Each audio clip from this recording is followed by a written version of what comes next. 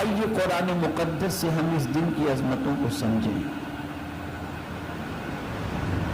اللہ رب العزت جل جلالہ نے ارشاد فرمایا، یا ایھا الذین آمنوا، اے ایمان والو، اذا نودی للصلاۃ من یوم الجمعہ،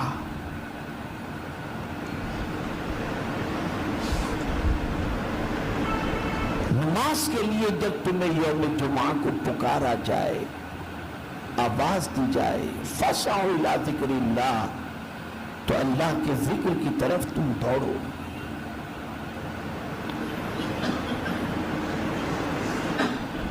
یعنی منادی مؤذن جب یوم جمعہ کو تمہیں اذان کے ذریعے آواز دے تو تم یوم جمعہ کو مؤذن کی آواز سن کر اللہ کے ذکر کی طرف دوڑو۔ تو قرآن کہتا ہے کہ جب تمہیں نماز کے لیے پکارا جائے یوم جمعہ کو، فاسعوا الی ذکر اللہ، اللہ کے ذکر کی طرف دوڑو۔ اس سے مراد اذان ہے۔ اور یہاں میں آپ کو بتا دوں کہ آقا کریم رؤوف الرحیم علیہ التحیۃ والتسلیم نے جب اپنے دور کے اندر جمعۃ المبارکہ کا اہتمام فرمایا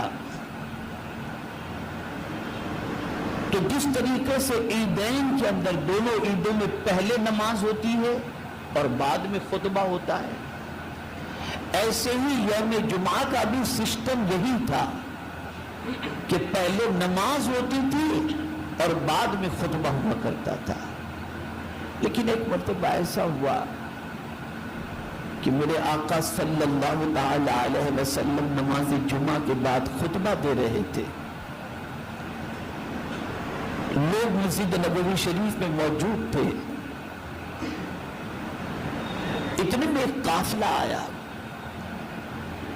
تو چونکہ مدینے میں لوگوں کو قحط کا سامنا تھا اور جب ملک شام سے کوئی قافلہ آتا تو اس میں کھانے پینے ضروریات کی بہت ساری چیزیں آتی تھیں،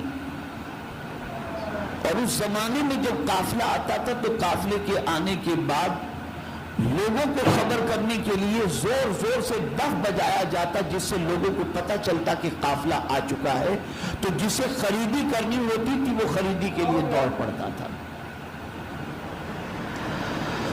تو مسجد نبوی شریف میں میرے آقا صلی اللہ تعالی علیہ وسلم جمعہ کا خطبہ دے رہے تھے، اور اسی خطبے کے دوران ملک شام سے قافلہ آیا اور پھر قافلے نے دف بجانا شروع کیا۔ تو اتفاق سے مسجد میں جتنے بھی لوگ تھے ان سب نے ضرورت کی چیزوں کی خریدی کے لیے مسجد سے نکلنا شروع کر دیا۔ ٹوٹل 12 صحابہ صرف مسجد میں رہ گئے، جس سے سرکار صلی اللہ علیہ وسلم کے قلب اطہر کو تکلیف پہنچی۔ تو پروردگار کی شان یہ ہے کہ مصطفیٰ جان رحمت کو جب بھی کوئی تکلیف پہنچتی میرا مولا تسلی دے دیا کرتا۔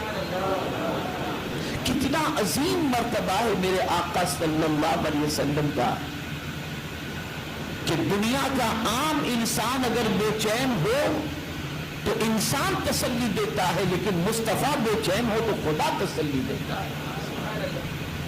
ایک قانون ہی عطا کر دیا گیا، وَذَرُوا الْبَيْعَ، کاروبار چھوڑ دو کاروبار، یہ لغو و لعب، یہ تجارت، یہ مال و زر، ان ساری چیزوں کو چھوڑ کر اللہ کے ذکر کی طرف دوڑو۔ اس کا مطلب یہ نہیں کہ بھاگ بھاگ کے مسجد کے اندر گھسو، جلدی کرو، اس کا مطلب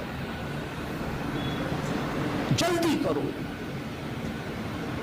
پھر اس کے بعد میرے آقا صلی اللہ تعالی علیہ وسلم نے جمعہ کی نماز بعد میں کی اور خطبہ حضور صلی اللہ علیہ وسلم نے پہلے دینا شروع کیا۔ میرے پیارے آقا صلی اللہ تعالی علیہ وسلم کے پیارے دیوانوں، حضور صلی اللہ علیہ وسلم کے دور پاک میں ایک ہی اذان ہوتی تھی جمعہ کا.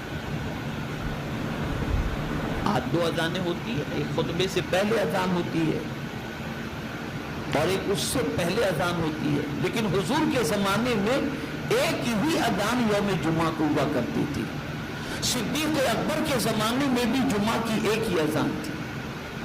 فاروق اعظم کے زمانے میں بھی ایک ہی جمعہ کی اذان تھی. لیکن حضرت عثمان غنی رضی اللہ تعالیٰ عنہ کے دور پاک میں دو اذانوں کا سلسلہ شروع ہوا. اس ویڈیو کیسی لگی کمنٹ میں ضرور بتائیں اور ویڈیو کو لائک اور شیئر کریں اور ہمارے چینل کو سبسکرائب کریں.